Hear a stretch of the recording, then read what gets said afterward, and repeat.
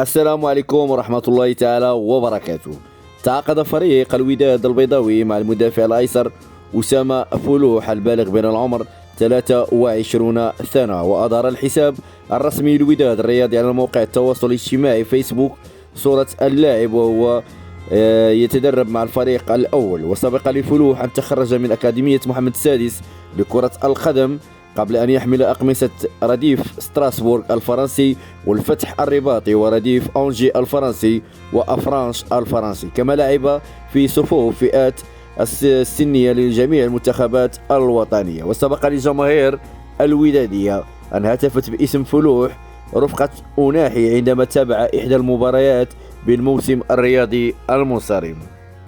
إخواني أخواتي، ما تنساوش تابوناو معنا في القناة باش يوصلكم الجديد، وشكرا لكم.